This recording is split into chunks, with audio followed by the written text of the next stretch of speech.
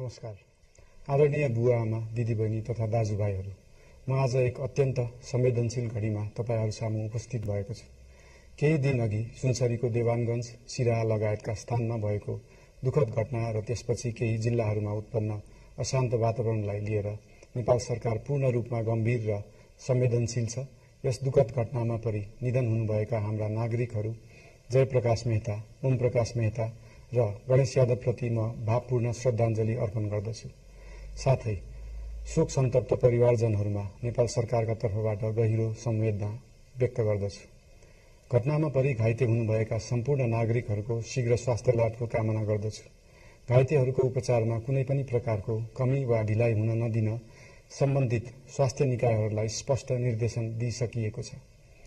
घटना भए लगत्तै सबै सुरक्षा निकायहरूले तत्काल घटनास्थलमा पुगेर परिस्थितिलाई सामान्य बनाउने, थप अप्रिय घटना हुन नदिने र शान्ति सुरक्षा कायम गर्ने प्रयास निरन्तर गरिरहेका छन्। घटनाको निष्पक्ष छानबिन गरी दोषीलाई कडा कानूनी कारबाही गर्न गृह मन्त्रालयले छानबिन समिति गठन गरिसकेको छ। म सबैमा विश्वास दिलाउन चाहन्छु कि यो छानबिन पूर्ण रूपमा निष्पक्ष र पारदर्शी हुनेछ। घटनामा संलग्न दोषी जो कोही भए पनि कानूनी दायरामा ल्याउन सरकार प्रतिबद्ध छ। अवस्था थप नबिग्रियोस्, कुनै पनि नागरिकको जनधनको क्षति हुन नपाओस् र स्थानीय स्तरमा विश्वासको वातावरण बनोस् भन्नका लागि नेपाल सरकार निरन्तर क्रियाशील छ। परिस्थिति सामान्यीकरण गर्न केन्द्र स्तरमा सर्वदलीय बैठक आह्वान गरी गहन छलफल गरिएको छ। स्थानीय तहसम्मै जनप्रतिनिधि, नागरिक समाज, विभिन्न धार्मिक गुरुहरू, समुदायका अगुवा तथा सामाजिक व्यक्तित्वहरूसँग निरन्तर संवाद भइरहेको छ। स्थानीय स्थितिको प्रत्यक्ष अनुगमन गर्न, पीडित पक्षसँग संवाद गर्न र शान्ति सुरक्षालाई थप सुदृढ बनाउन गृहमन्त्री स्वयं सो स्थानमा पुगिसक्नु भएको छ।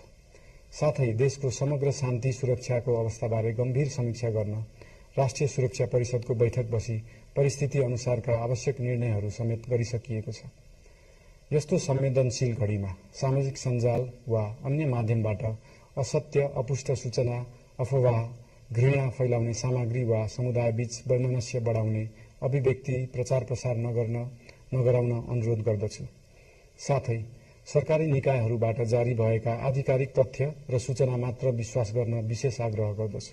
प्रत्येक नागरिकको जीवधनको रक्षा गर्नु, सामाजिक सद्भाव जोगाउनु र समाजमा शान्ति कायम राख्नु राज्यको सर्वोच्च र प्राथमिक दायित्व हो। आगामी दिनमा पनि राज्य थप सतर्क र संवेदनशील रहनेछ। प्रत्येक नागरिकको जीवन सुरक्षाका लागि सरकारका सम्पूर्ण संयन्त्रहरू अहोरात्र खटिनेछन्। शान्ति सुरक्षा भङ्ग गर्ने, अराजकता फैलाउने वा हाम्रो सदियौं पुरानो सामाजिक सद्भाव, सहिष्णुता र भाइचारा खलबलाउने कुनै पनि क्रियाकलापप्रति सरकार पूर्ण रूपमा सचेत छ र यस गतिविधिमाथि कडा कदम चालिनेछन्। नेपालको संविधानले प्रत्येक नागरिकलाई आआफ्नो धर्म, संस्कृति र परम्परा मान्ने मौलिक हक प्रदान गरेको छ। यो संवैधानिक दायित्व निर्वाह गर्न सरकार पूर्ण रूपमा प्रतिबद्ध छ। धर्म समाजलाई आपसमा जोड्ने र प्रेम बाँड्ने शक्ति हो। संसारको कुनै पनि धर्म वा संस्कृतिले हिंसा, घृणा र विभाजन सिकाउँदैन।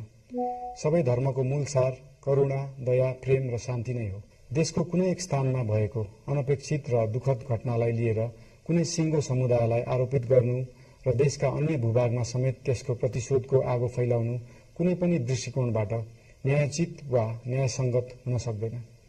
आदरणीय बुवा आमा, दिदीबहिनी तथा दाजुभाइहरू, हाम्रो इतिहास साक्षी छ कठिनभन्दा कठिन र अप्ठ्यारो परिस्थितिमा पनि आपसी एकता, सहिष्णुता र विवेक नै हाम्रो सबैभन्दा ठूलो शक्ति बनेका छन्।